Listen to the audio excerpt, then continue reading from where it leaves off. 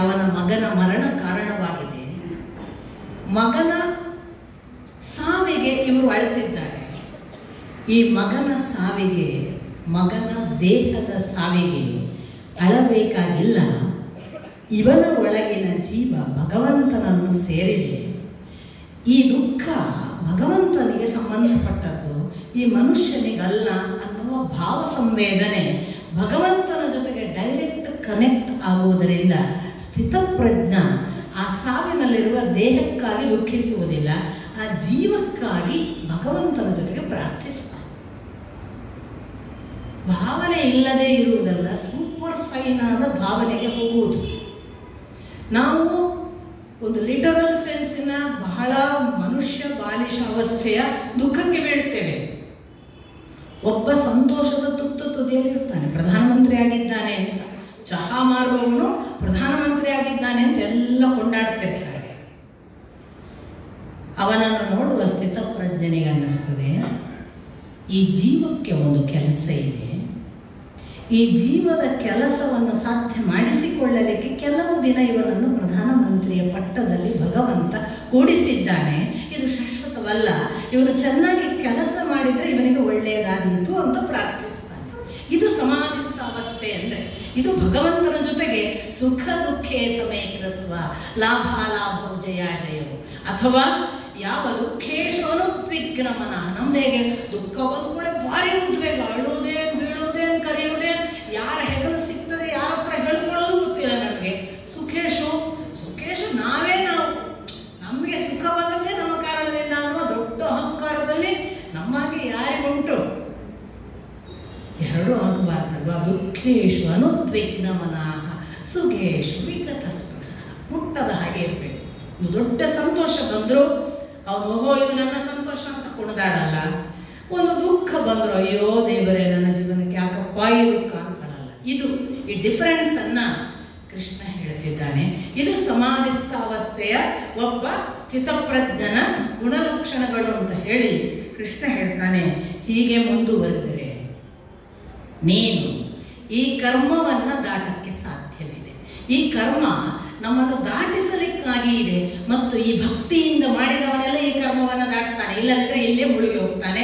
ನೀನು ಅದನ್ನು ಮಾಡಬೇಕಾದ್ರೆ ಈ ಥರದ ಕರ್ಮದ ಜೊತೆಗೆ ಒಂದು ಬಾಂಧವ್ಯ ಇಟ್ಕೊಂಡು ಅದನ್ನು ದಾಟುವುದರ ಕಡೆಗೆ ಹೊರಡು, ಆಗ ನಿನಗೆ ಇದು ಸಾಧ್ಯವಾಗ್ತದೆ, ಇಲ್ಲಾಂದರೆ ಸಾಧ್ಯ ಆಗೋದಿಲ್ಲ. ಆದರೆ ಯಾರಿಗೆಲ್ಲ ಇಂದ್ರಿಯಗಳೇ ಪ್ರಧಾನವಾಗಿರ್ತವೆ ಅವರು ಮಾತ್ರ ಇಂದ್ರಿಯಗಳಲ್ಲೇ ಮುಳುಗುತ್ತಾರೆ. ಇಂದ್ರಿಯಗಳಲ್ಲಿ ಮುಳುಗಿದವರಿಗೆ ಇದನ್ನು ದಾಟಕ್ಕಾಗಲ್ಲ. ಯಾಕೆ?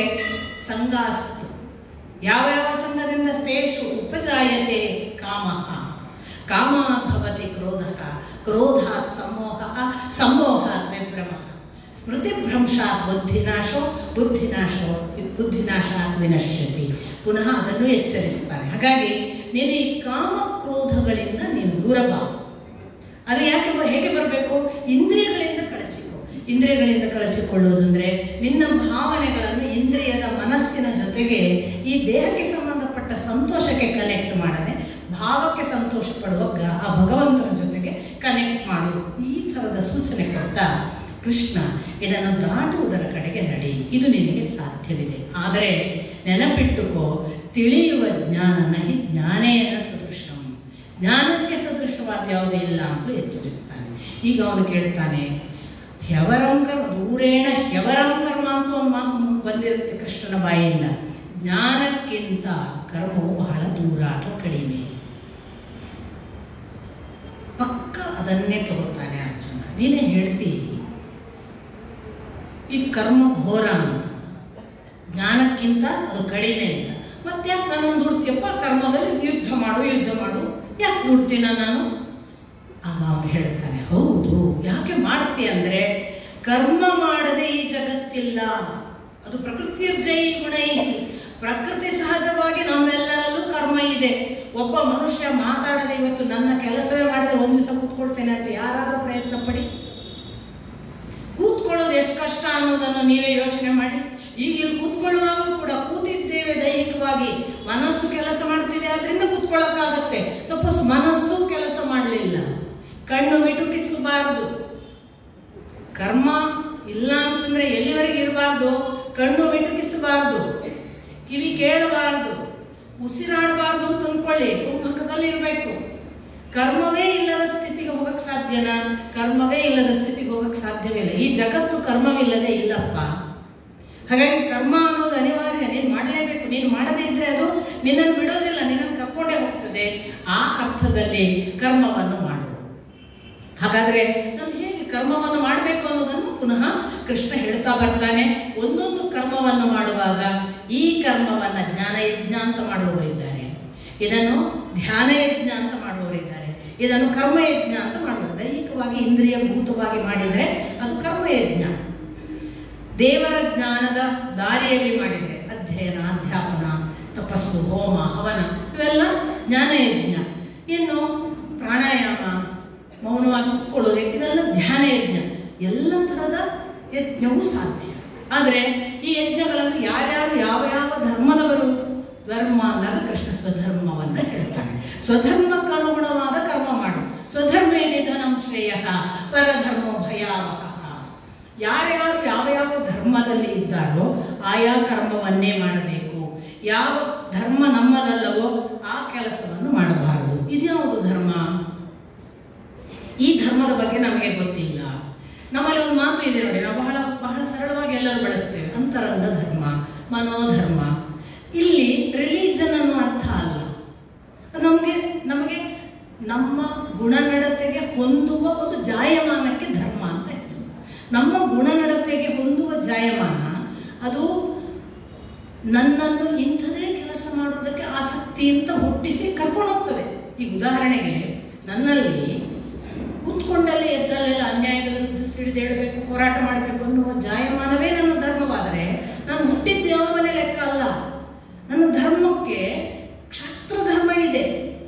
ಅಥವಾ ನನ್ನ ಒಳಗೆ ಯಾವ ಮನೆಯಲ್ಲಿ ಹುಟ್ಟಿದ್ದಾನೋ ಗೊತ್ತಿಲ್ಲ, ನನ್ನ ಯಾರು ಹಿರಿಯರು ಯಾವ ಜಾತಿಯೋ ನನಗೆ ಗೊತ್ತಿಲ್ಲ. ಆದರೆ ನನಗೆ ನಿರಂತರವಾಗಿ ಅಧ್ಯಯನ, ಅಧ್ಯಾಪನ, ಭಗವಂತನ ಕಡೆ ಹೋಗಬೇಕು, ಅಲ್ಲಿ ದೇವರ ತತ್ವವನ್ನು ತಿಳಿಬೇಕು. ಈ ಹಸಿವೆ ಹುಟ್ಟಿನಿಂದ ಇದ್ದರೆ ನನ್ನಲ್ಲಿ ಬ್ರಾಹ್ಮಣ ಧರ್ಮ. ಇನ್ಯಾವುದೋ ಒಬ್ಬನಿಗೆ ಕೂತ್ರೆ ನಿಂತ್ರೆ ಲೆಕ್ಕಾಚಾರ. ಅವ್ರು ಇವತ್ತು ಬಂದರು, ಏನು ಲಾಭ? ನಾಳೆ ಅವ್ರ ಮನೆಗೆ ಯಾಕೆ ಹೋಗ್ಬೇಕು, ಏನು ಲಾಭ?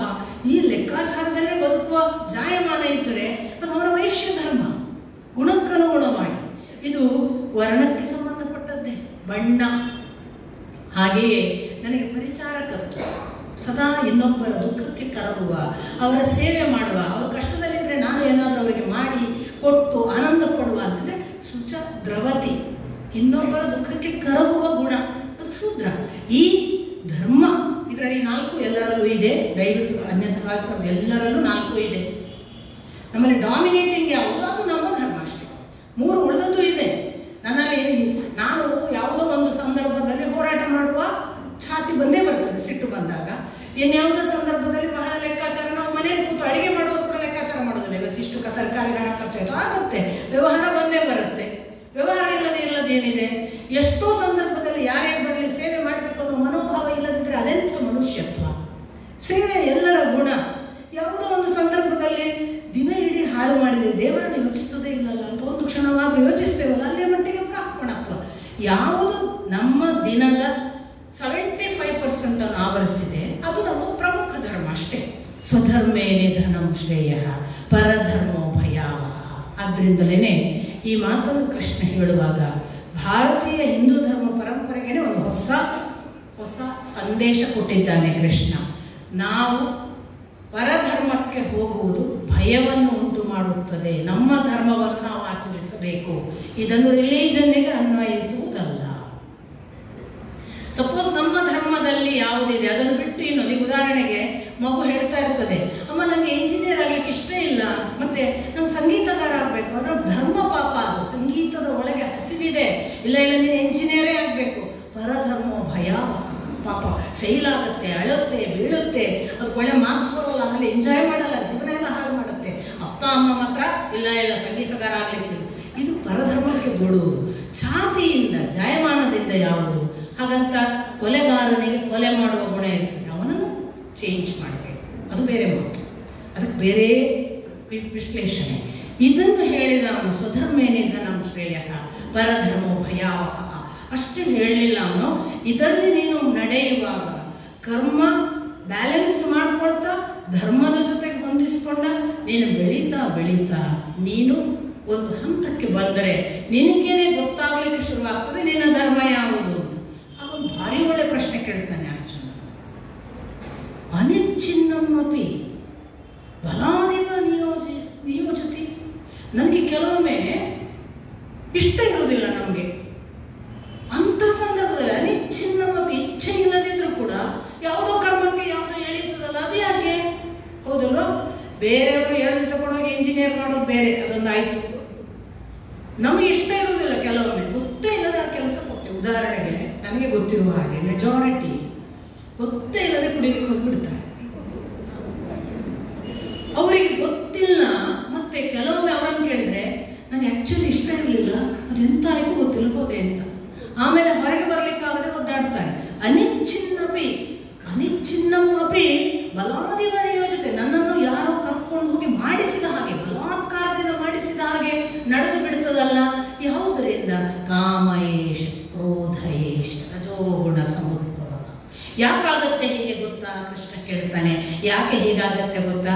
ಯಾಕೆ ಹೀಗಾಗುತ್ತೆ ಅಂದರೆ ನಿನ್ನ ಒಳಗೆ ರಜೋಗುಣ ಸಮುದ್ಭವವಾದ ಕಾಮ ಮತ್ತು ಕ್ರೋಧ ಇದೆ. ಕಾಮ ಮೊದಲನೆಯ ಭವಿ, ಕ್ರೋಧ ಎರಡನೆಯ ಭವಿ. ಲೋಭ ಮೋಹ ಮದ ಮತ್ಸರವೆಂಬ 6 ಭವಿಗಳಲ್ಲಿ ತೊಳಲಾಡಿದೆನಯ್ಯ ಅಂತ ಅಕ್ಕ ಮಹಾದೇವಿ. ಕಾಮಯೇಷ, ಲೋಭಯೇಷ, ಕ್ರೋಧಯೇಷ ಮುಂದೆ ಕೂಡ ಹೇಳ್ತಾನೆ ಕೃಷ್ಣ. ಮುಂದೊಂದು ಸಂದರ್ಭದಲ್ಲಿ ಹೇಳ್ತಾನೆ. ತ್ರಿಗುಣಗಳನ್ನು ಹೇಳುವಾಗ ಅಲ್ಲಿ ಈ ಕಾಮ ಕ್ರೋಧದಿಂದ ನಿನಗೆ ಗೊತ್ತೇ ಇಲ್ಲದೆ ನೀನು ಬಲಾತ್ಕಾರವಾಗಿ ನೀನು ಇಷ್ಟ ಇಲ್ಲದಿದ್ದರೂ ಕೆಡುಕಿನ ಕೆಲಸವನ್ನು ಮಾಡುವಂತೆ ಆಗ್ತದೆ. ಆದ್ದರಿಂದ ಸಂಗಾಸ್ತೇಷು ಪಾಜಾಯತೆ ಕಾಮ, ಕಾಮ ಕ್ರೋಧೋ ಭವತಿ. ಆದ್ದರಿಂದ ನಿನ್ನ ಸಂಘವನ್ನು ಕಡಿಮೆ ಮಾಡು. ಯಾವುದರಿಂದ? ಈ ಸಂಘ ಇದೆಯಲ್ಲ, ಇಂದ್ರಿಯಗಳ ಜೊತೆಗೆ ಮನಸ್ಸು ಸಂಘ ಮಾಡಿದೆ. ಮನಸ್ಸು ಸಂಘ ಮಾಡಿ ಆ ಹೆಣ್ಣೆ ಎಷ್ಟು ಚೆನ್ನಾಗಿದ್ದಾಳೆ ನೋಡೋದು ಕೂಡ ನೋಡುತ್ತೆ, ಎಂಥ ಚಂದದ ಹಾಡೋದು ಕೂಡ ಕಿವಿ ಕೇಳಿ ಬಿಡುತ್ತೆ. ಒಬ್ಬ ಈ ಬಟ್ಟೆ ತಗೋಬೇಕು ಅಂತ ಅಪೇಕ್ಷೆ ಪಟ್ಟರೆ ಬಿಡೋದೇ ಇಲ್ಲ. ಈ ಮನಸ್ಸು ಇಂದ್ರಿಯಗಳಿಗೆ ಕನೆಕ್ಟ್ ಆದಾಗ ಯಾವುದನ್ನು ಆನಂದ ಅಂತ ಭಾವಿಸ್ತೀವಿ. ಅಮ್ಮ ಮಾಡಿದ ಅಡುಗೆಯನ್ನು ಪಿಜ್ಜಾ ಚೆನ್ನಾಗಿದೆ ಹೋಗು ನಾಲಿಗೆ ಅನ್ನತ್ತೆ, ಹೋಗೇ ಬಿಡ್ತೀವಿ. ಅಮ್ಮ ಮರೆತು ಹೋಗ್ತಾಳೆ, ಅವಳ ಪರಿಶ್ರಮ ಮರೆತು ಹೋಗುತ್ತೆ, ಅವಳ ಪ್ರೀತಿ ಮರೆತು ಹೋಗುತ್ತೆ, ಆಹಾರದ ಸದ್ಗುಣಗಳು ಮರೆತು ಹೋಗುತ್ತೆ, ಪಿಜ್ಜಾ ದೊಡ್ಡವನಾಗಿ ಬಿಡ್ತಾನೆ. ಈ ಕಾರಣಗಳೆಲ್ಲ ಯಾವುದರಿಂದ ಆಗ್ತದೆ? ಇಂದ್ರಿಯಕ್ಕೆ ಮನಸ್ಸನ್ನು ಒಪ್ಪಿಸಿದ್ದರಿಂದ. ಸಪೋಸ್ ಇದೇ ಮನಸ್ಸನ್ನು ಇಂದ್ರಿಯಗಳ ಮಾತು ಕೇಳದೆ ಒಳಿತಿನ ಕಡೆಗೆ ತಿರುಗಿಸುವುದು. ನಂಗೆ ಮತ್ತೆ ಅಲ್ಲಮನೆ ನೆನಪಾಗ್ತಾನೆ, ಏನು ಮಾಡೋ ಹಾಗಿಲ್ಲ. 3 ಹೆಬ್ಬಾಗಿಲ ಪುರದೊಳಗೊಂದು ಕೋತಿ ಆಡುತ್ತಿತ್ತು. 3 ಹೆಬ್ಬಾಗಿಲ ಪುರದೊಳಗೊಂದು ಕೋತಿ ಆಡುತ್ತಿತ್ತು, ಬಂದು ಹೋದವರನ್ನು ಏಡಿಸಿ ಕಾಡುತ್ತಿತ್ತು. ಈ ಕೋತಿಗೆ ಕಾಲಿಲ್ಲ, ಹೆಜ್ಜೆ ಉಂಟು. ಆಮೇಲೆ ತಲೆ ಇಲ್ಲ, ಮನಸ್ಸುಂಟು. ಈ ಕೋತಿ ಸರ್ಪದ ಹೇಳಿಗೆಯನ್ನಿಟ್ಟುಕೊಂಡು 10 ಹೆಡೆಯ ಸರ್ಪವನ್ನು ಮಾಡಿಸುತ್ತಿತ್ತು. ತನ್ನ ಮದದ ಗರ್ಭದಲ್ಲಿ ಹುಟ್ಟಿದ ಮದದ ಆನೆಯನೇರಿ ನೆತ್ತಿಯ ಮೇಲೆ ಕುಣಿದಾಡುತ್ತಿತ್ತು. ತನ್ನ ಹುಟ್ಟಿಗೆ ಕಾರಣವಾದ ಶ್ರೀಹರಿಯನ್ನೇ ಮೆಟ್ಟಿ ನಲಿಯುತ್ತಿತ್ತು. ಒಂದೊಮ್ಮೆ ಈ ಕೋತಿಗೆ ಮಾಣಿಕ್ಯವನ್ನಿಟ್ಟರೆ, ಒಂದೊಮ್ಮೆ ಈ ಕೋತಿಯ ಕೈಯಲ್ಲಿ ಮಾಣಿಕ್ಯವನ್ನಿಟ್ಟರೆ ಗುಂಪಿನಿಂದ ಅತ್ತ ಸರಿದು ತನ್ನಷ್ಟಕ್ಕೆ ಕುಳಿತು ಏಕಾಂತದೊಳು ಮೈಯ ಮರೆತಿತ್ತು ನೋಡ ಗುಹೇಶ್ವರ. ಇದು ಅಂತಿಂಥ ಮಂಗ ಅಲ್ಲ ಈ ಮನಸ್ಸು. ಇದು 3 ಪುರ, ನಮ್ಮದು ತ್ರಿಗುಣಗಳನ್ನು ಇರುವಂತಹ ದೇಹ, ಅದರಲ್ಲಿ ಎದುರಿಗೆ ಕಟ್ಟಿ ಹಾಕಲಾಗಿದೆ ಈ ಮನಸ್ಸನ್ನು. ಆಡಿಸಲಿಕ್ಕೆ ಇರೋದು. ಈ ಆಡಿಸಿದ ಮಂಗ ಬರೀ ಆಡಿಸುವುದಿಲ್ಲ, ಎಷ್ಟು ಕೆಟ್ಟದಾಗ ಆಡಿಸುತ್ತೆ ಅಂದರೆ 10 ಹೆಡೆಯ, ಅಂದರೆ ಅದೇ ದಶ, ಅದು ಕರ್ಮೇಂದ್ರಿಯ ಮತ್ತು ಜ್ಞಾನೇಂದ್ರಿಯ ಎರಡಕ್ಕೂ ಸಂಬಂಧಪಟ್ಟ ಪಂಚೇಂದ್ರಿಯಗಳು ಮತ್ತು ಜ್ಞಾನೇಂದ್ರಿಯ ತನ್ಮಾತ್ರೆಗಳು, ಇದನ್ನು ಸೇರಿ 10 ಹೆಡೆಯ ಸರ್ಪ. ಅದನ್ನು ಆಡಿಸುವುದು ಇದೆ, ಬೇಕಾದ ಹಾಗೆ ಕನೆಕ್ಟ್ ಮಾಡಿಕೊಂಡಾಗ ಇಂದ್ರಿಯಗಳ ಮೂಲಕ ಆಟ ಆಡಿಸ್ತದೆ ನಮ್ಮನ್ನು. ಈ ಎಲ್ಲ ಆದ ಮೇಲೆ ನಿಧಾನಕ್ಕೆ ಇಂದ್ರಿಯಗಳ ಜೊತೆಗೆ ಆಟ ಆಡೋದನ್ನು ಮಾತ್ರ ಮಾಡದೆ, ಮದದಿಂದ ನಮ್ಮ ಆನೆ ಇದೆಯಲ್ಲ, ನಮ್ಮ ಅಹಂಕಾರ ಎಂಬ ಆನೆ, ಅದರ ನೆತ್ತಿಯ ಮೇಲೆ ಕೂತು ನಮ್ಮ ಅಹಂಕಾರಕ್ಕೆ ಬೇಕಾದದ್ದನ್ನೆಲ್ಲ ಆಡಿಸ್ತದೆ. ಮತ್ತೆ ಅಷ್ಟೇ ಮಾಡೋದಿಲ್ಲ, ಇದು ನಡೆದಾಡಿದ ಎಲ್ಲಿ ಹೋದ್ದು ಅಂತ ಗೊತ್ತೇ ಆಗಲ್ಲ, ಕಾಲಿಂದ ಹೆಜ್ಜೆ ಗೊತ್ತೇ ಆಗಲ್ಲ, ಎಲ್ಲೆಲ್ಲಿ ಹೋಗಿ ಬರುತ್ತೆ. ನಾವು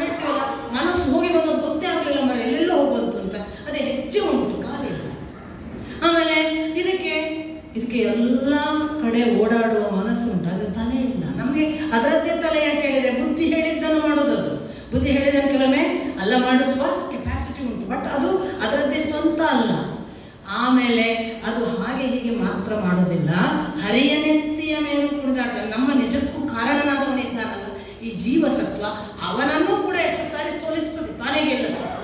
ಇಂಥ ಮನಸ್ಸಿಗೆ ಒಂದೊಮ್ಮೆ ಮಾಣಿಕ್ಯವನ್ನು ಕೈಯಲ್ಲಿ ಕೊಟ್ಟರೆ ಇಷ್ಟವರೆಗೆ ತಿನ್ನದ ಒಂದು ಹಣ್ಣು ಮಾಣಿಕ್ಯ, ಅದಿಷ್ಟವರೆಗೆ ಬೇಕಾದಷ್ಟು ಹಣ್ಣು ತಿಂದಿದೆ, ಎಲ್ಲ ರುಚಿ ರುಚಿ ಮಾಡಿ ಕೊಬ್ಬೆ ಮೇಲೆ ಹೋಗಿ ಅರ್ಧ ತಿಂದು ಹೋಗದಿದೆ. ಮನಸ್ಸೇ ಹಾಗೆಲ್ಲ ಬೇಕಾದಷ್ಟು ಆಟ ಆಡಿದೆ. ಫಸ್ಟ್ ಟೈಮ್ ಒಂದು ನೋಡದ್ದನ್ನು ರುಚಿಗೆ ಕೊಡಿ.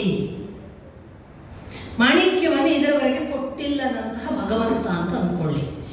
ಮಾಣಿಕ್ಯ ಕೈಗೆ ಬಂದಾಗ ಬಳ ಮಿಂಚುವ ಹೊಸ ಹಣ್ಣು, ಬಾಯಿ ಹಾಕಿದ್ರೆ ಕಚ್ಚಲಿಕ್ಕಾಗದೆ ಘನ. ಅರೆ ಇದು ತಿನ್ನಲಿಕ್ಕೆ ಬರುವ ಹಣ್ಣಲ್ಲ ಅಂತ ಗೊತ್ತಾಗುತ್ತೆ, ಅಥವಾ ಏನು ಅಂತ ಗೊತ್ತಾಗಲ್ಲ. ಕಾಯಿಯ ಏನ, ಹಣ್ಣಾಗಬೇಕಾ ಏನೋ ಅನುಮಾನ ಈ ಮನಸ್ಸಿಗೆ. ಮುಂದೆ ಹಾಗಾದ್ರೆ ಇದನ್ನು ಕಚ್ಚಿ ತಿನ್ನಬೇಕಾದ್ರೆ ಇದು ಭಾರಿ ಅಪರೂಪಕ್ಕೆ ಸಿಕ್ಕ ಹಣ್ಣು, ಈಗ ಇಷ್ಟು ಜನ ಇದ್ರೆ ನನ್ನ ಕೈಯಿಂದ ಕಿತ್ಕೋತಾರೆ ಇದನ್ನು, ಅವರಿಗೆಲ್ಲ ಬೇಕು ಅಂತ. ನಾನೇನು ಮಾಡಬೇಕು? ಏಕಾಂತಕ್ಕೆ ಹೋಗಬೇಕು. ಆ ಏಕಾಂತದಲ್ಲಿ ನನ್ನ ಪಾಡಿಗೆ ಅದನ್ನು ಇಟ್ಟುಕೊಂಡು ಅದು ಹಣ್ಣಾಗುವವರೆಗೆ ಕಾಯಬೇಕು ಅಂತ ಹೇಳಿ ಅದು ತಾನೇ ಒಂದು ಏಕಾಂತಕ್ಕೆ ಹೋಗಿ ತನ್ನ ಧ್ಯಾನದಲ್ಲಿ ಕೂತ್ಕೊಳ್ತದೆ ಅನ್ನೋದನ್ನು ಅಲ್ಲಮ್ಮ ಬಹಳ ಮೆಟಫಾರಿಕಲ್ಲಿ ಮನಸ್ಸಿಗೆ ಹೇಳ್ತಿದ್ದಾನೆ. ಇಷ್ಟು ದಿನ ಕೊಟ್ಟ ಹಣ್ಣು ಕೊಟ್ಟಿದ್ದೀರಲ್ಲ, ಸಾಕು ಮಾಡಿ, ಹೊಸ ಹಣ್ಣು ಕೊಡಿ. ಮನಸ್ಸು ಕೆಟ್ಟದಲ್ಲ, ಅದು ಬೈ ಇಟ್ ಸೆಲ್ಫ್ ಅದು ಕೆಟ್ಟದಲ್ಲ. ನಾವು ಅದಕ್ಕೆ ಇನ್ನೊಂದರ ರುಚಿ ತೋರಿಸಿದರೆ ಅದು ಅದರಷ್ಟು ಒಳ್ಳೆಯ ಮಾರ್ಗದರ್ಶಕ ಇಲ್ಲ. ಕೃಷ್ಣನಿಗೆ ಅದೇ ಹೇಳಿದ್ದು, ಈ ಸಂಘದಿಂದ ಕಳಚಿಸು. ಈ ಇಂದ್ರಿಯ ಸಂಘದಿಂದ ಕಳಚಿಸಿದ್ರೆ ಮನಸ್ಸು ಆ್ಯಕ್ಚುಲಿ ಇಲ್ಲಿಯೇ ಇರೋದು, ನೆನಪಿಟ್ಕೊಳ್ಳಿ, ಇಲ್ಲಿಯೇ ಇರೋದು. ನಮ್ಮ ಮನಸ್ಸು ಇಲ್ಲೇ ಇರೋದು, ಬುದ್ಧಿ ಇಲ್ಲಿರೋದು, ಚಿತ್ತ ಇಲ್ಲಿರೋದು, ಅಹಂಕಾರ ಇಲ್ಲಿರೋದು, ಭಾಗವತ ಇದರ ಸ್ಥಾನವನ್ನು ಕೂಡ ಹೇಳುತ್ತೆ. ಹಾಗಾಗಿ ನಾನು ಅಂದರೆ ಸರ್ವಸ್ವ ಇಲ್ಲಿ ಅಲ್ಲ. ನಾನು ಅಂತ ಯಾರು ತಲೆ ಬೆಳ್ಕೊಳ್ಳೋದಿಲ್ಲ, ನಾನು ತಲೆ ಬುರುಡೆ. ಇದು ಈ ಭಗವಂತ, ಈ ಭಗವತ್ ತತ್ವದ ಹತ್ತಿರ ಮನಸ್ಸು ಇದೆ. ನಿಯರೆಸ್ಟ್ ಅದಕ್ಕೆ ಭಗವಂತ ಆ್ಯಕ್ಚುಲಿ ಮನಸ್ಸಿಗೆ. ಮನಸ್ಸಿನ ಬೆನ್ನಿಗೆ ಜೀವ ಇದೆ, ಮನಸ್ಸಿನ ಹತ್ತಿರವೇ ಬುದ್ಧಿ ಇದೆ. ಅದಕ್ಕೆ ಕಾರಣಕರ್ತ ಬ್ರಹ್ಮ, ಬ್ರಹ್ಮ ಅಂದರೆ ಸೃಷ್ಟಿಕರ್ತ ಬ್ರಹ್ಮ, ಪರಬ್ರಹ್ಮನಲ್ಲ. ಈ ಸೃಷ್ಟಿಕರ್ತ ಬ್ರಹ್ಮನ ಕೆಲಸ ಏನು? ಹುಟ್ಟಿಸ್ತೋಮ ಇರೋದು. ಅದಕ್ಕೆ ಥಾಟ್ ಪ್ರೋಸೆಸ್ ನೆವರ್ ಎಂಡಿಂಗ್, ಹುಟ್ಟಿಸ್ತೋಮ ಇರ್ತಾವೆ ನಾವು ಬುದ್ಧಿಯಲ್ಲಿ. ಅದು ಸರಿ ಇಲ್ಲ, ಇದು ಸರಿ ಇಲ್ಲ, ಇದು ಮಾಡಬೇಕಿತ್ತು, ಅದು ಸರಿ ಇತ್ತು, ಇದು ತಪ್ಪು. ನೆವರ್ ಎಂಡಿಂಗ್ ಕಾನ್ವರ್ಸೇಷನ್, ನಮ್ಮ ಥಾಟ್ ಪ್ರೋಸೆಸ್, ಓವರ್ಫ್ಲೋ ಆಫ್ ಇದೆಲ್ಲ ಥಾಟ್ಸ್. ಯಾಕೆ? ಬ್ರಹ್ಮ ಅದರ ಕರ್ತೃ. ಅದರ ಹತ್ತಿರ ಅಹಂಕಾರ ತತ್ವ ರುದ್ರ ಹೇಗಿದ್ದಾನೆ? ಈ ಜೀವದ ಹತ್ತಿರ ಇರುವ ಮನಸ್ಸು ಮತ್ತು ಬುದ್ಧಿ ತನ್ನದೇ ಆರ್ಭಟ ಮಾಡುವಾಗ, ಹೌದೌದು ನೀನೇ ನೋಡು ನೀನೇ ಅಂತ ತೋರಿಸಿ ನಮ್ಮನ್ನು ಮೇರೆ ಹಾಗೆ ಮಾಡ್ತಾನೆ. ಯಾಕೆ? ಒಂದು ದಿವಸ ತಗೊಂಡೋಗ್ಲಿಕ್ಕೆ ಅವನ ಅಹಂಕಾರವನ್ನು ಭೂಯಿಷ್ಠ ಮಾಡಿಸ್ತಾನೆ. ಅವನಿಗೆ ಕೆಲಸವೇ ನಮ್ಮನ್ನು ಕೂಲಾಗಿ ಕೊಂದು ಹಾಕುವುದು, ಕೊಲ್ಲುವುದಕ್ಕೆ ಮೊದಲು ಎಷ್ಟು ಒಪ್ಪಿಸ್ಬೇಕೋ ಒಪ್ಪಿಸ್ತಾನೆ. ದೊಡ್ಡ ಮುಗ್ಗ ಮಾಡಿ ಟುಸ್ ಮಾಡಿಬಿಡುವುದು ಅವನ ಕೆಲಸ. ಅದು ಅಹಂಕಾರ ಭೂಯಿಷ್ಠ ಮಾಡೋದು. ಚಿತ್ತದಲ್ಲಿ ಕ್ಷೇತ್ರಜ್ಞ ಅಂದರೆ ಭಗವತ್ ತತ್ವದ ಪರತತ್ವ ಅಂತ, ಸುಪ್ರೀಂ ಎನರ್ಜಿ ಅಂತ ಯಾವ್ದು ಹೇಳ್ತದೆ ಅದು. ಈ ಸುಪ್ರೀಂ ಎನರ್ಜಿ ಚಿತ್ತದಲ್ಲಿ ಇರುವುದರಿಂದಲೇ ನಮಗೆ ಆಗಾಗ್ಗೆ ಮನಸ್ಸು ಎಲ್ಲೆಲ್ಲೋ ಹೋದಾಗ ಚಿತ್ತ ಹೇಳ್ತಾ ಇರ್ತದೆ, ಸರಿಯಲ್ಲ ಮಾರಾಯ. ಈ ಸರಿಯಲ್ಲ ಮಾರಾಯ ಹೇಳೋದುಂಟಲ್ಲ, ಅದು ಚಿತ್ತ. ಬುದ್ಧಿ ಥಾಟ್ ಪ್ರೊಸೆಸ್ನಲ್ಲಿ ಹೇಳ್ತಾ ಇರ್ತದೆ, ನನಗೆ ಇದು ಅಂಗಿ ಬೇಕು. ನಮಗೆ ಅಂಗಡಿಯಲ್ಲಿ ನೋಡಿದ್ಕೊಳ್ಳೆ, ಹೀಗೆ ನೋಡಿದ್ಕೊಳ್ಳೆ ಅಂಗಿ ಬೇಕು ಅನಿಸೋದು ಮನಸ್ಸಿನಿಂದ. ಇದೇ ಅಂಗಿ ಬೇಕು, ಇದು ನನಗೆ ಸರಿ, ಇದು ಸರಿಯಲ್ಲ ಅನ್ನೋದು ಬುದ್ಧಿ. ನಮಗೆ ಸ್ವಲ್ಪ ಪ್ರೌಢಿಮೆ ಇರೋದ್ರಿಂದ ನಿಂಗೆ ಈ ಕಲರ್ ಸೂಟ್ ಆಗಲ್ಲ, ಮತ್ತು ಈ ಥರದ ಡ್ರೆಸ್ ನೀನು ಹಾಕಬೇಡ, ಇದು ಚಂದ ಕಾಣ್ತದೆ ಅಂತ ಬುದ್ಧಿ ಡಿಸೈಡ್ ಮಾಡುತ್ತೆ. ಮನಸ್ಸು ಆಕರ್ಷಣೆ ಮಾಡಿ ಕರ್ಕೊಂಡು ಹೋಗೋದು, ಬುದ್ಧಿ ಇದು ಅಂತ ಆಯ್ಕೆ ಮಾಡೋದು. ಮಾಡಿದ ಮೇಲೆ ಮೂರನೇದು ಯಾವುದು ಅಂದರೆ, ಮೂರನೇದು ಈ ಎರಡನ್ನೂ ನೋಡ್ತಾ ಇರುವ ಚಿತ್ತ ಹೇಳುತ್ತೆ. ಅಹಂಕಾರ ಖುಷಿ ಪಡ್ತಿರ್ತದೆ, ನಾನು ಅಂಗಿ ತಗೊಂಡಿದ್ದೇನೆ, ನಂಗೆ ಒಳ್ಳೆ ಅಂಗಿ ನಾಳೆ ಹಾಕೊಂಡು ತಿರುಗಾಡಬೇಕು, ಇದು ಅಹಂಕಾರದ ಕೆಲಸ. ಚಿತ್ತ ಹೇಳ್ತದೆ, ಈ ಅಂಗಿ ಇಲ್ಲದಿದ್ದರೆ ನೀನೇ ಇಲ್ವಾ, ಈ ಅಂಗಿಯೇ ನಿಮಗೆ ಫೈನಲ್ಲ, ಎಷ್ಟೊಂದು ಅಂಗಿ ತಗೊಳ್ತೀನಿ ಮರೆ, ಕಪಾಟ ತುಂಬಿ ಹೋಗಿದೆ, ಇನ್ನೂ ಅಂಗಿ ಬೇಕಾ? ಚಿತ್ತ ಕೇಳೋದಿಲ್ಲ ನಾವು ಆ ಚಿತ್ತವನ್ನು. ಇದು ಸಂಘದಿಂದ ಹೊರಗೆ ಬಾ. ಮನಸ್ಸು ಇಂಥ ಸಂಘದಲ್ಲಿ ಮುಳುಗಲಿಕ್ಕೆ ಕಾರಣ ಯಾವುದು ಅಂದರೆ ಇಂದ್ರಿಯಾದಿಗಳು. ಈ ಇಂದ್ರಿಯಾದಿಗಳ, ನಾನು ಅದನ್ನೇ ಹೇಳಿದೆ, ಇಂದ್ರಿಯಾದಿಗಳನ್ನು ಕಡೆಗೆ ನಡೆಸುವುದಕ್ಕೆ ಮನಸ್ಸು ಬುದ್ಧಿ ನಮ್ಮನ್ನು ಕಾಯ್ಕೊಂಡು ಅಹಂಕಾರದ ಜೊತೆಗೆ ರುದ್ರನ ಸಹಾಯದಿಂದ ಮನಸ್ಸನ್ನು ಆಚೆಗೆ ನೋಡಿ. ಆ್ಯಕ್ಚುಲಿ ಇಲ್ಲಿರುವ ಮನಸ್ಸಿಗೆ ಇಂದ್ರಿಯಗಳು ದೂರ, ಇಂದ್ರಿಯಗಳೆಲ್ಲ ನಮ್ಮ ಮನಸ್ಸಿಗೆ ಸಂಬಂಧಪಟ್ಟು ಇದ್ದರೂ ಕೂಡ ಡಿಸ್ಟೆಂಟ್. ಆದರೆ ಈ ಮನಸ್ಸಿಗೆ ಬೆನ್ನಲ್ಲೇ ಇರುವವನು ಜೀವತತ್ವ, ಅವನ ಕಡೆಗೆ ಮುಖ ಮಾಡಲ್ಲ. ಅದಕ್ಕೆ ಕೃಷ್ಣ ಹೇಳಿದ, ಇದರಿಂದ ಹೊರಗೆ ಬಾ. ಈ ಸಂಘದಿಂದ ಹೊರಗೆ ಬಂದರೆ ಮನಸ್ಸಿಗೆ ನೆಕ್ಸ್ಟ್ ಕನೆಕ್ಷನ್, ಇಮಿಡಿಯೇಟ್ ಕನೆಕ್ಷನ್. ಇದನ್ನು ಡಿಟ್ಯಾಚ್ ಮಾಡಿದ ಕೂಡಲೇ ಇಲ್ಲಿ ಇರುವವರ ಕಡೆಗೆ ಮುಖ ಹೋಗ್ತದೆ. ಮನಸ್ಸು ಅಂಥದ್ದೊಂದು ಜರ್ನಿಯನ್ನು ಸ್ಟಾರ್ಟ್ ಮಾಡ್ತದೆ. ದುರದೃಷ್ಟವಶಾತ್ ನಾವೆಲ್ಲ ಇಂದ್ರಿಯಗಳು ವೀಕ್ ಆಗ್ತಾವಲ್ಲ, ನಮ್ಮ ಕಣ್ಣು ಕಾಣೋದಿಲ್ಲ, ನಮ್ಮ ಕಿವಿ ಕೇಳೋದಿಲ್ಲ, ಆಗ ಮನಸ್ಸು ಆಚೆ ಹೋಗ್ಲಿಕ್ಕೆ ಮಾಡಬೇಕು. ಬಹಳ ಪವರ್ಫುಲ್ ಇಂದ್ರಿಯ ಇರುವಾಗ ಮಾಡಬೇಕು. ತಾನೇ ಅದು ಎಲ್ಲ ತಾನೇ ತನ್ನ ಕೆಲಸನ ಟಿಮ್ಮು ಮಾಡಿದಾಗ ಹೋಗುವುದೇನು ದೊಡ್ಡದಲ್ಲ. ನಿಜವಾಗಿ ಉನ್ನತ ಉತ್ಕೃಷ್ಟ ಅವಸ್ಥೆಯಲ್ಲಿ ಇಂದ್ರಿಯ ಇರುವಾಗ ಹೋಗ್ಲಿಕ್ಕೆ ಸಾಧ್ಯ ಆಯ್ತಾ? ಆಗ ಅದು ನಿಜವಾದ. ಇಂಥದನ್ನು ಕೃಷ್ಣ ಹೇಳಿ ಹೀಗೆ ಮಾಡು, ನೀನು ಹೀಗೆ ಮಾಡಿದರೆ ನಿನಗೆ ದಾಟಕ್ಕೆ ಸಾಧ್ಯ ಇದೆ ಅನ್ನುವಾಗ 10 ನಿಮಿಷ ಇದೆ ಅಂದ್ಕೊಂಡಿದ್ದೀನಿ, ಅದು ಮುಂದೆ ಇದೆ ಅಲ್ವಾ, ನಾನು 8 ಕಾಲು ಅಂದಿದ್ದೀನಿ. ಆಗ ಕೃಷ್ಣ ತಾನಾಗಿ ನೋಡಿ, ನಿಜವಾಗಿ ಒಬ್ಬ ವಿದ್ಯಾರ್ಥಿ ಬೋರ್ ವಿಷಯದವನಾದರೆ, ಅವನು ಒಳ್ಳೆಯ ವಿದ್ಯಾರ್ಥಿ ಅಲ್ಲದೇ ಇದ್ದರೆ, ಒಬ್ಬ ಮಾಸ್ಟರ್ ಅವನಿಗೆ ಪ್ರಶ್ನೆಗೆ ಉತ್ತರ ಎಷ್ಟು ಬೇಕು ಅಷ್ಟು ಕೊಟ್ಟು ಸುಮ್ಮನೆ ಆಗ್ತಾನೆ. ಬೆಸ್ಟ್ ಸ್ಟೂಡೆಂಟ್ ಆದವನು ಇವನು ಕೇಳೋದನ್ನು ಹೇಳ್ತಾನೆ. ಇವನು ಬೆಸ್ಟ್ ಸ್ಟೂಡೆಂಟ್, ಇವನಿಗೆ ಇನ್ನೊಂದಿಷ್ಟು ಹೇಳಬೇಕು ಅಂತ.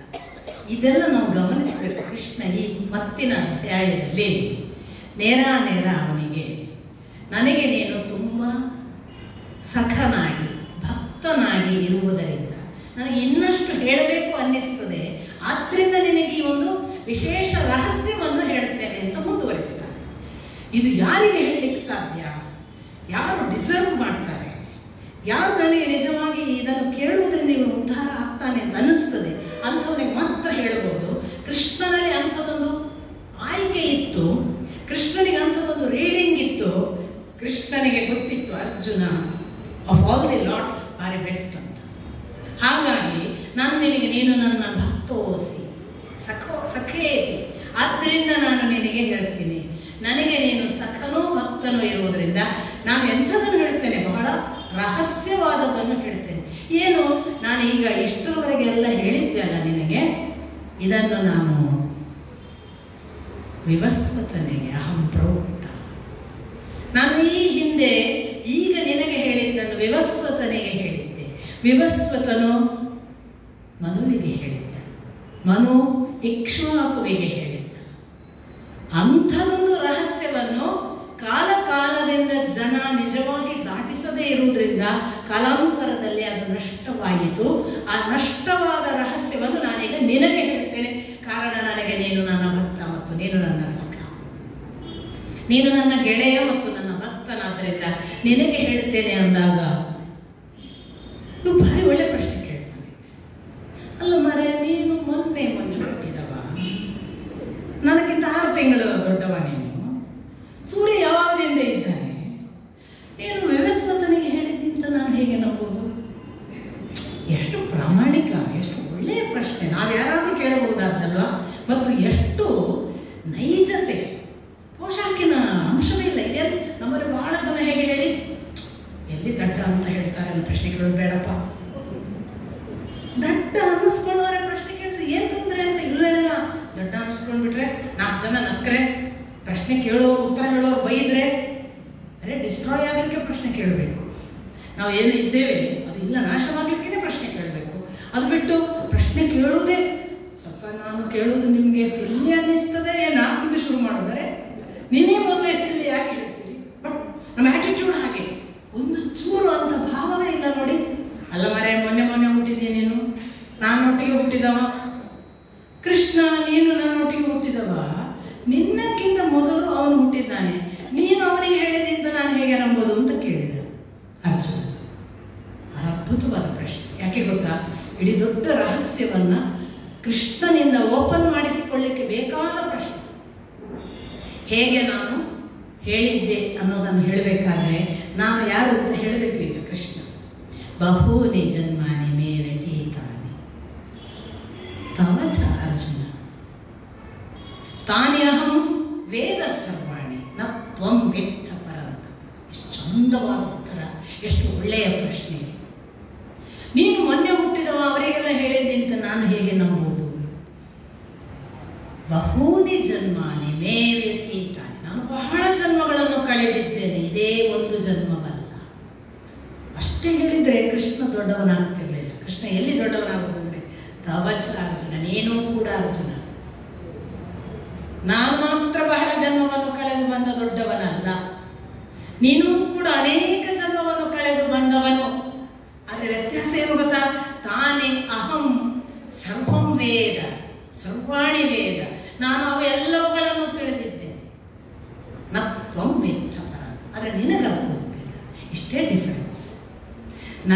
ನಿನಗೆ ಏನು ಡಿಫರೆನ್ಸ್ ಅಂದರೆ, ನಾವಿಬ್ಬರೂ ಬಹಳ ಬಹಳ ಬಾರಿ ಹುಟ್ಟಿ ಬಂದಿದ್ದೇವೆ. ಹೀಗೆ ಹುಟ್ಟಿ ಬಂದಿರುವ ಆ ಚರಿತ್ರೆಯ ಅಷ್ಟೂ ಸಂಗತಿಗಳು ನನಗೆ ಗೊತ್ತು, ನಿನಗೆ ಗೊತ್ತಿಲ್ಲ. ಇಷ್ಟೇ ವ್ಯತ್ಯಾಸ. ಸನಕ ಸನಂದನಾದಿಗಳು, ನಾನು ಈಗಾಗಲೇ ಹೇಳಿದ ಶಾಂತಿ ಪರ್ವದ ದಾನ ಧರ್ಮ ಮೋಕ್ಷ ಧರ್ಮ ಪರ್ವದಲ್ಲಿ ಇಡೀ ಮನುಷ್ಯ ಜನ್ಮಕ್ಕೆ ಪೂರ್ವ ಹಿನ್ನೆಲೆ ಎಷ್ಟು ಬಾರಿ ಹುಟ್ಟುತ್ತಾರೆ ಅವರು. ಒಂದು ಬೀಯಿಂಗ್ ಗಿಳಿ ಒಂದು ಮನೆ ಮಾಡುವಾಗ ನೇರ ಮನುಷ್ಯ ಫಾರ್ಮಿಗೆ ಬರೋದಲ್ಲ, ಎಷ್ಟು ಫಾರ್ಮ್ಗಳನ್ನು ಚೇಂಜ್ ಮಾಡ್ತದೆ, ಹೇಗೆ ಆಮೇಲೆ ದಾಟ್ತದೆ, ಅದು ಬಹಳ ಚೆನ್ನಾಗಿ ಒಂದು ವಿಜ್ಞಾನವಾಗಿ ಹೇಳ್ತಾರೆ. ಇದನ್ನೇ ಅಜಗಣ್ಣನ ವಚನದಲ್ಲಿ ಸ್ವೇದಜ 21 ಲಕ್ಷ, ಅಂಡಜ 21 ಲಕ್ಷ, ಉದ್ಭಿಜ್ಜ 21 ಲಕ್ಷ, ಜರಾಯುಜ 21 ಲಕ್ಷ, ಇಂತಿಪ್ಪ 84 ಲಕ್ಷ ಯೋನಿಯಲ್ಲಿ ಬಂದೆ ಅಂತ ಒಂದು ವಚನ. ತಂದೆ ನೀ ತಂದೆ ನಾ ಬಂದೆ, ನಾನಿನ್ನ ಹಿಂದೆ, ಕಾಮದಲ್ಲಿ ನೀ ತಂದೆ, ಕ್ರೋಧದಲ್ಲಿ ನೀ ತಂದೆ, ಮಾಯ ಮದ ಮತ್ಸರದಲ್ಲಿ ನೀ ತಂದೆ, ಹಿಂದಿನ ಜನ್ಮ ಹೇಗಾದರಾಗಲಿ ಇಂದೆನ್ನ ಸಲಹು ಪುರಂದರ ವಿಠಲ ಹೇಳುವಾಗ 84 ಲಕ್ಷ ಯೋನಿಯಲ್ಲಿ ನೀ ತಂದೆ. ಅಕ್ಕ ಮಹಾದೇವಿ ಹೇಳ್ತಾಳೆ, ಮನುಜನಿಗೆ 84 ಲಕ್ಷ ಯೋನಿ. ಅಲ್ಲಮ್ಮ ಹೇಳ್ತಾನೆ 84 ಲಕ್ಷದ ಯೋನಿಯ ವಿಚಿತ್ರವನ್ನು ಕಂಡೆ ಅಂತ. ಬಸವಣ್ಣ ಹೇಳ್ತಾನೆ, ಸೂರ್ದಾಸ್ ಹೇಳ್ತಾರೆ, ಕಬೀರ್ ದಾಸ್ ಹೇಳ್ತಾರೆ. ಬೀಯಿಂಗ್ ಒಂದು ದಿನ ಸೋಕಾಮಯತ, ಅವನಿಗೆ ಒಂದು ದಿನ ಅಪೇಕ್ಷೆ ಆಯಿತಂತೆ. ಬಹುಸ್ಯಾಂ ಪ್ರಜಾಯೇತಿ, ಅವನು ಬಹಳವನ್ನು ಹೆರಬೇಕು ಅಥವಾ ಬಹಳವನ್ನು ಹುಟ್ಟಿಸಬೇಕು ಅಂತ ಅವನಿಗೆ ಅನ್ನಿಸಿತಂತೆ. ಅದಕ್ಕೆ ಏನು ಕಾರಣ? ಸೊ ಅಕಾಮಯತ, ಅವನಿಗೊಂದು ಅಪೇಕ್ಷೆ. ಆ ಸುಪ್ರೀಂ ಎನರ್ಜಿಗೆ ಒಂದು ದಿನ ತನ್ನಷ್ಟಕ್ಕೆ ಇರುವಾಗ ನಾನು ಬಹುವಾಗಬೇಕು ಅಂತ ಅಪೇಕ್ಷೆ ಪಟ್ಟನಂತೆ. ಹಾಗೆ ಬಂದದ್ದು ನಾವೆಲ್ಲ. ನಾನು ನೀವುಗಳು ಈಗ ಬಂದವರಲ್ಲ. ಪುರಾಣದ ಪ್ರಕಾರ ಯಾವ ಸೃಷ್ಟಿ ಕಾಲದಲ್ಲಿ ಈ ಯುಗದ ಆದಿಯಲ್ಲಿ ಭಗವಂತ ಸೃಷ್ಟಿಸಿದ ಬೀಯಿಂಗ್ ಇದೆಯಲ್ಲ, ಬೀಯಿಂಗ್ ಸ್ಮಾಲ್ ಪಾರ್ಟಿಕಲ್, ಅದೇ ನಾನು ನೀವುಗಳೆಲ್ಲ. 84 ಲಕ್ಷ ಯೋನಿಯನ್ನು ದಾಟಿ ಇವತ್ತು ಈ ಹ್ಯೂಮನ್ ಬಾಡಿಯಲ್ಲಿ ಇದ್ದೇವೆ. ಬಹೂನಿ ಜನ್ಮಾನಿ ಮೇ ವ್ಯತೀತಾನಿ ತವ ಚಾರ್ಜನ, ನೀನು ಕೂಡ ಹೀಗೆ ಬಂದವನು, ನಾನು ಕೂಡ ಹಾಗೆ ಬಂದವನು.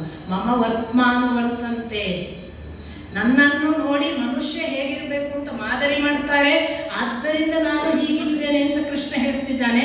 ಆದ್ದರಿಂದ ಅವನನ್ನು ನೆನಪಿಟ್ಟುಕೊಳ್ಬೇಕು. ಅವನು ನನ್ನ ಬಗ್ಗೆ ನಿನ್ನ ಹಾಗೆ ಅಂತ ಹೇಳುವಾಗ ಈ ಮನುಷ್ಯ ಅವತಾರದ ಕೃಷ್ಣನ ಬಾಡಿಯ ಬಗ್ಗೆ ಮಾತಾಡ್ತಿದ್ದಾನೆ. ಅವನು ಕೂಡ 24 ಅವತಾರಗಳನ್ನು ಮಾಡಿ ಬಂದವನೇ ಅಲ್ವಾ. 24 ಅವತಾರಗಳು ಆದಾಗ 84 ಲಕ್ಷ ಯೋನಿಗಳನ್ನು ದಾಟಿ ಬಂದಿದ್ದೇನೆ ಅನ್ನೋದನ್ನು ಸೂಚಿಸ್ತಾರೋ ಯಾರಿಗೆ ಗೊತ್ತು. ನಾವು 84 ಲಕ್ಷ ಯೋನಿ ಆಗಬೇಕಾದ್ರೆ ಫಸ್ಟ್ ಟೈಮ್ ಆ ಸುಪ್ರೀಂ ಎನರ್ಜಿಯ ಪಾರ್ಟಿಕಲ್ ಬಂದಾಗ ನಾವು ಫಸ್ಟ್ ಆಗೋದು ಸ್ವೇದಜ ಅಂತ ಹೇಳ್ತಾರೆ. 21 ಲಕ್ಷ ಬಾರಿ ಸ್ವೇದಜರಾಗಿ ಹುಡ್ತೇವಂತೆ. ಬ್ಯಾಕ್ಟೀರಿಯಾ, ಅಣು, ಕ್ರಿಮಿ, ಸೊಳ್ಳೆ, ಮತ್ತೊಂದೆಲ್ಲ ಆಗ್ತೇವೆ. ಅದಾದ ನಂತರ ಸ್ವೇದಜದ ಬೆವರಿನಿಂದ ಹುಟ್ಟುವ ಬ್ಯಾಕ್ಟೀರಿಯಾಗಳ ಫಾರ್ಮಿನ 21 ಲಕ್ಷ ಬಾರಿಯ ಹುಟ್ಟು ಆದ ಮೇಲೆ ನಾವು ನೆಕ್ಸ್ಟ್ ಬರುವುದು 21 ಲಕ್ಷ ಬಾರಿ ಅಂಡಜರಾಗಿ, ಮೊಟ್ಟೆಯಿಂದ ಹುಟ್ಟುವ ಪಕ್ಷಿಗಳಾಗಿಯೋ ಪ್ರಾಣಿಗಳಾಗಿಯೋ ಬರ್ತೇವೆ. ಅದು ಆದ ಮೇಲೆ 21 ಲಕ್ಷ ಬಾರಿ ಬೇರೆ ಬೇರೆ ಬೇರೆ, ಅಂದರೆ ನಿಮಗೆ ನೆನಪಿಟ್ಕೊಳ್ಬೇಕು, ಬೀಯಿಂಗ್ ಅದೇ, ಆ ಪಾರ್ಟಿಕಲ್ ಅದೇ, ಅದು ಅನುಭವಗಳ ಸಹಿತ 21 ಲಕ್ಷ ಬಾರಿ ಸ್ವೇದಜದ ಅನುಭವ ತಗೊಂಡು ಮುಂದೆ ಬಂತು, ಇವಾಲ್ವ್ ಆಗ್ತಾ ಇದೆ. ಈಗ ಪಕ್ಷಿಯ ಪ್ರಾಣಿಯ ಅನುಭವಕ್ಕೆ ಬಂತು, ಮೊಟ್ಟೆಯಿಂದ ಹುಟ್ಟುವ ಪಕ್ಷಿ ಪ್ರಾಣಿಗಳ ಅನುಭವನ 21 ಲಕ್ಷ ಬಾರಿ ತಗೊಂಡು ಸೇಮ್ ಬೀಯಿಂಗ್. ಆ ನಂತರ ಅದು ಏನಾಗ್ತಿದೆ, ಥರ್ಡ್ ಫಾರ್ಮಿಗೆ ಬರುವಾಗ ಅದು ಉದ್ಭಿಜ್ಜ, ಮರ ಗಿಡ ಲತೆ ಬಳ್ಳಿ ವೃಕ್ಷ ಈ ಫಾರ್ಮಿಗೆ ಬರುತ್ತೆ. ಲತೆ ಮರ ಗಿಡ ಬಳ್ಳಿಗಳೆಲ್ಲ ಮುಂದೆ ಮನುಷ್ಯರ ಆಗಲಿಕ್ಕೆ ಕಾದು ನಿಂತಿರುವ ಒಂದು ಜೀವರಾಶಿಗಳು ಅಂತ ಭಾಗವತ ಹೇಳುತ್ತೆ. ಅದಕ್ಕೆ ನಾವು ಬೇಗ ಬೇಗ ಕಡಿತಾ ಇರೋದು, ಆಗಲಿ ಮನುಷ್ಯರು ನಾವು ಹಾಳಾಗೋಗೋಣ ಅಂತ. ಸೊ ಇದು ಮೂರನೆಯ ಬಾರಿ 21 ಲಕ್ಷ ಯೋನಿಯಲ್ಲಿ ಬರುವ ಅವಸ್ಥೆ. ಫೋರ್ತ್ ಫಾರ್ಮ್ ಅದು ಜರಾಯುಜ, ಗರ್ಭಚೀಲದಿಂದ ಹುಟ್ಟುವಂತಹ ಅವಸ್ಥೆ. ಅದು ದನ ಇರಬಹುದು, ಪ್ರಾಣಿಗಳೆಲ್ಲ ಗರ್ಭಚೀಲದಿಂದ ಡೈರೆಕ್ಟ್ ಮರಿಯಾಗಿ ಹೊರಬರುತ್ತಲ್ಲ, ಅದೆಲ್ಲವೂ ಜರಾಯುಜ. ಜರ ಅಂದ್ರೇನೆ ಗರ್ಭಚೀಲ. ಸೊ ಜರಾಯುಜ ಅದರಿಂದ ಹುಟ್ಟಿತು. ಆ ಜರಾದಿಂದ ಹುಟ್ಟುವುದು ಕೂಡ 21 ಲಕ್ಷ ಬಾರಿ ಆದ ನಂತರ ಅದರ ಲಾಸ್ಟ್ ಫಾರ್ಮ್ 84 ಲಕ್ಷದ last final form human body.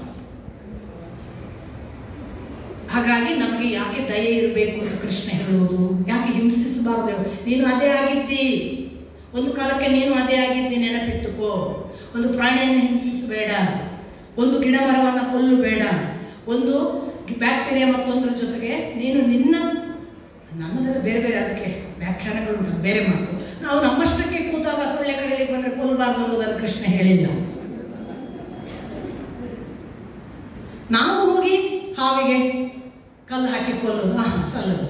ನಾವು ಹೋಗಿ ಅದು ನಮ್ಗೆ ಏನು ಮಾಡೋದಿಲ್ವಾಗ ಅದು ತನ್ನ ಪಾಡಿಗೆ ತನ್ನ ದಾರಿಯಲ್ಲಿ ಹೋಗುವಾಗ ಇದು ನನ್ನ ದಾರಿಗೆ ಬಂತು ಕೊಲ್ಲುವ ಹಕ್ಕು ನಮಗಿಲ್ಲ. ಹೊರತು ನಾವು ಎಲ್ಲವನ್ನು, ಅದಕ್ಕೆ ಕೃಷ್ಣ ಹೇಳುವ ಶ್ರೀಚೈವ ಶುಪಾಕೇಚ ಪಂಡಿತ ಸಮದರ್ಶನ. ನನ್ನ ಗುರುಗಳು ಬಹಳ ಚೆನ್ನಾಗಿ ಹೇಳ್ತಾರೆ ಅದಕ್ಕೆ ಅರ್ಥ. ನನ್ನ ಗುರುಗಳು ಹೇಳ್ತಾರೆ, ನಾಯಿ, ಪಂಡಿತ, ಗವಿ, ಹಸ್ತಿನಿ ಎಲ್ಲವನ್ನು ಒಂದೇ ಥರ ನೋಡು ಅಂತ ಹೇಳಿದ್ದಲ್ಲ, ಅದಕ್ಕದಕ್ಕೆ ಸರಿಯಾಗಿ ನೋಡು ಅಂತ ಸತ್ಯಕಮರ್ಗಳು ಎಲ್ಲವನ್ನು ಈಕ್ವಲ್ ಮಾಡಿ ನೋಡು ಅಂತ ಕೃಷ್ಣ ಹೇಳಿದ್ದಲ್ಲ. ಒಬ್ಬ ಪಂಡಿತನಿಗೆ ಗೊತ್ತಿರುತ್ತೆ ಅದರದರ ಅರ್ಹತೆಗಳು ಏನು, ಅದರದರ ಅರ್ಹತೆಗಳಿಗೆ ಅನುಗುಣವಾಗಿ ಅದನ್ನು ನೋಡುವ ಶಕ್ತಿ ಅವನಿಗೆ ಬಂದಿರುತ್ತೆ. ಸೊ ಆ ಅರ್ಥದಲ್ಲಿ ಬಹೂನಿ ಮೇ ಜನ್ಮ ವ್ಯತೀತಾನೆ, ತುಂಬ ಜನ್ಮ ಕಳೆದಿದ್ದೇನೆ, ನೀನು ಕೂಡ. ನೀನು 24 ಲಕ್ಷ ಯೋನಿಯಲ್ಲಿ 84 ಲಕ್ಷ ಯೋನಿಯಲ್ಲಿ ಬಂದಿದ್ದೀಯಾ. ಈಗ ಹ್ಯೂಮನ್ ಫಾರ್ಮ್ ನಾನು ಇನ್ನೂ ಸ್ವಲ್ಪ ವಿಸ್ತರಿಸ್ತೇನೆ. ಈ 84 ಲಕ್ಷ ಯೋನಿಯ ಕೊನೆಯ ಫಾರ್ಮಿನಲ್ಲಿ ಮನುಷ್ಯ ಬರುವುದುಂಟಲ್ಲ, ಒಂದೇ ಸಾರಿ ಅಲ್ಲ. ಅದು ಹೇಗೆ ಪ್ರಾಣಿಯಲ್ಲೂ ನಾವು ರಿಪೀಟ್ ಆಗ್ತೇವೆ, ಪ್ರಾಣಿಯಲ್ಲೂ 24 ಲಕ್ಷ ಬಾರಿ ಬರುವಾಗ ರಿಪೀಟ್ ಆಗುತ್ತೆ. ಮನುಷ್ಯನಲ್ಲಿ ಕೊನೆಯ ಬಾರಿ 7 ಸಾರಿ. ಇದು ನನ್ನದೇ ಒಂದು ಅನಾಲಿಸಿಸ್, ನನ್ನ ಅನುಭವದಿಂದ ನಾನು ನೋಡಿದ ಸಂಗತಿಯಾಗಿ ನಾನು ಹೇಳಿದೆ. ಆದರೆ ನನಗೆ ಅದಕ್ಕೆ ಆಧಾರ ಸಿಕ್ಕಿತು, ಅದು ಬೇರೆ ಮಾತು. ಮನುಷ್ಯನ ಫಾರ್ಮಿನಲ್ಲಿ 7 ಬಾರಿ ಬರ್ತಾನೆ. 7 ಬಾರಿ ಬರುವುದರಿಂದಲೇ ಎಲ್ಲರೂ ಒಂದೇ ಥರ ದೇವ್ರ ಕಡೆ ಹೋಗಲ್ಲ. ಫಸ್ಟ್ ಫಾರ್ಮಿನಲ್ಲಿ ಇರುವವನು ದೇವರೇ ಇಲ್ಲ ಅಂತಿರ್ತಾನೆ, ಗುರುಡೆ ಅಂತಾನೆ. ಯಾರು ಹೇಳಿದ್ದು, ನಾವೇ ಸತ್ಯ ಅಂತಾನೆ. ಸ್ವಲ್ಪ 2ನೇ ಫಾರ್ಮಿಗೆ ಬಂದವನು ಇದ್ರೆ ಇರ್ಬೋದು ಕಣೆ, ನಮ್ಗೇನಾಗುದಿದೆ ಅಂತಾನೆ. 3rd ಫಾರ್ಮಿಗೆ ಮನುಷ್ಯ ಅದೇ ಬೀಯಿಂಗ್ 3rd ಟೈಮ್ ಹ್ಯೂಮನ್ ಬಾಡಿಯಲ್ಲಿ ಬಂದಾಗ ಉಂಟು ಕಾಣ್ತದೆ ಅಂತ ಹೇಳಕ್ ಶುರು ಮಾಡ್ತಾನೆ. 4th ಟೈಮ್ ಅದೇ ಬೀಯಿಂಗ್ 4th ಹ್ಯೂಮನ್ ಬಾಡಿಯನ್ನು ಪಡೆದಾಗ ಉಂಟೇ ಉಂಟು, ಬೇರೆ ಅಂತದ್ದು ನನ್ನದಲ್ಲ ಅಂತ ಗೊತ್ತಾಗಲಿಕ್ಕೆ ಶುರುವಾಗ್ತದೆ. 5th ಟೈಮಿಗೆ ಬಂದಾಗ ಇದು ಆಗಲೇಬೇಕು, ಅದು ಏನು ಅಂತ ನೋಡಿಯೇ ಬಿಡ್ತೇನೆ. 6th ಟೈಮು ನನ್ನ ಜೀವನ ಇದ್ದರೆ ಅದು ಅವನನ್ನು ನೋಡಿಯೇ ಮುಕ್ತಾಯ ಆಗುವುದು ಅಂತ. ಅಂಥ ಅವಸ್ಥೆ ತಲುಪಿದ 7ನೇ ಫಾರ್ಮಿಗೆ ಬಂದರೆ ಅವನನ್ನೇ ನೋಡುವ ಒಂದು ಅರ್ಜುನನ ಸಾಧ್ಯತೆ ಬರ್ತದೆ. ಅದು ಬಹೂನಿ ಜನ್ಮಾನಿ ಮೇ ವ್ಯತೀತ. ಇದು ಒಂದೆರಡು ಅಂಶ ಅಲ್ಲ. ಇದನ್ನು ಮನುಷ್ಯ ಫಾರ್ಮ್ ಮಾತ್ರ 7 ಅನ್ನೋದಕ್ಕೆ ನನಗೆ ಇರುವ ಆಧಾರಗಳು ನಾವು ಮಾತಿನಲ್ಲಿ ಬಳಸ್ತೇವೆ. 7 ಜನ್ಮಕ್ಕೂ ಗಂಡ ಹೆಂಡತಿಯರಾಗಿ ಹುಟ್ಟೋಣ ಅಲ್ವಾ, ಹಾಗಾದ್ರೆ 7 ಸಾರಿ ಹುಡ್ತೇವೆ ಅಂತಾಯ್ತು. ಮತ್ತೆ ಸಪ್ತಪದಿಯನ್ನು ತುಳಿಯುವುದು, ಆಮೇಲೆ ನಾವು 7 ಬಾರಿ 7 ಥರದವರು ಇದ್ದೇವೆ ಅಂತ ಹೇಳ್ತೇವೆ. ನಮಗೆ 7 ಥರ ಇದ್ದಾರೆ. ಇದು ಒಂದು ಭಾಗ, ರೂಢಿಯ ಮಾತು. ಇನ್ನೊಂದು, ಕೋಣನ ಕೊಂಬಿನೊಳೊಂದು ಸೇದುವ ಬಾವಿ, ಸೇದುವ 770 ಬಾವಿ ಅಂತ ಲೆಕ್ಕ ಕೊಡ್ತಾನೆ ಅಲ್ಲಮ್ಮ.